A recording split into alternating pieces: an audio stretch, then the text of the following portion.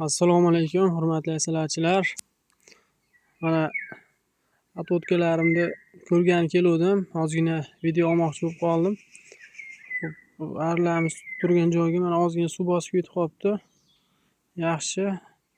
Suv bekilib shekilli ancha kamayib qolibdi. Arlarimiz suvda qolib ketibdi. Yaxshi, lekin yashikkacha ziyoni yo'q-ku. Bir hafta oldin qo'yilgan matkalarimiz anchagina tuxum qo'yib qo'yibdi. Shularni bir ko'rsatib o'tib ketmoqchiman. Oho. Bu arimizga ramka qo'ysa ham bo'laveradigan holat ekan. 5 ramkaga tiqilib qolibdi. Chekasida ortiqcha arilari.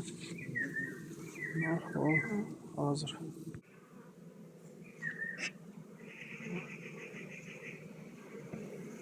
Arilarimizni zichligini ko'rsalar ham bo'laveradi. Hozir bunda bemalol bir 7 ramka ari chiqar ekan, agar bunga ramka qo'shadigan holat ekan.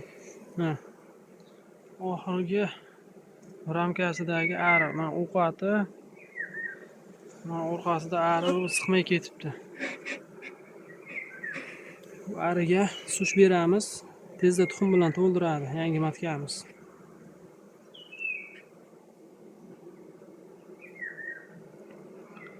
Xo'p, 4-ramkamizga hali tuxum o'tmabdi.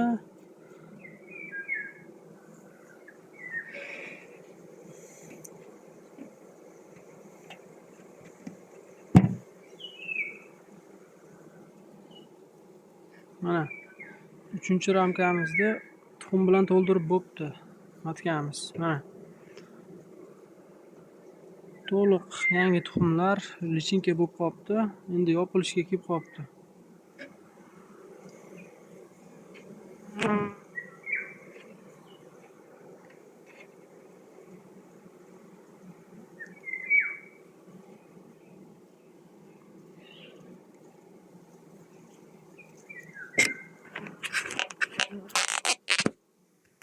Mana matkamiz o'zi ham videoga tushaman deb mana yetib keldi. Ramkamizda mana chekalarigacha tuxum qo'ygan. Mana lichinkalar endi yopilish arafasida. 1-2 kun ichida yopadi lichinkalarni.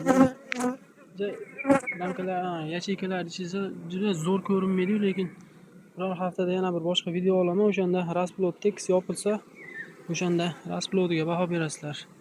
Mana karnika zingirchamiz yuribdi. Ishlashlari juda yaxshi. Mana keyingi oilamiz. Bu ham 5 ramkada o'tiribdi ekan, mana orqalamani diafragmani orqa taraflarida ham arilar ko'payib ketibdi. Xo'p, endi bu videoni olishdan maqsad, masalan, hozir may oyini boshida turgan bo'lsak, rost mana asal kelishiga hali bir 1,5 oy, 2 oy vaqt borda. Hozirgi kunda shu may oyini boshiga kelib, kamida 4 ramka zich ari o'tirgan bo'lsa, 4 ramka, 5 ramka, shu arilarimiz hali asal sezongacha bir 3-4 ta muparda to'qib, bir 8-10 ramkaga chiqadigan bo'lsa, o'shanda biz yaxshigina hosil olishimiz mumkin. Agar hozirgi kundagi masalan ko'pchilik bo'ladi, bitta rasplod, bitta ovqat ramka qilib 2 ramkadan bo'ladi. U arilarimiz asal sezongacha 10 ramkaga chiqishga ozgina qiynalishi mumkin. O'shaning uchun biz agar shunaqa slabiy bo'lgan bo'lsak ham, ularga rasplod yordam berib, yo bo'lmasa ari qo'shib, sal kuchli holatga olib kelib qo'ysak, o'shanda arilarimiz tez kuchayadi, uncha-muncha kasalliklarga chidamli bo'ladi. Rasplodini ko'paytirib, ko'proq hosil olishimiz mumkin. Shu narsaga ahamiyat berish kerak. Endi vodiy sharoitida bizniki mana Namangan viloyati Norin tumanida turibdi.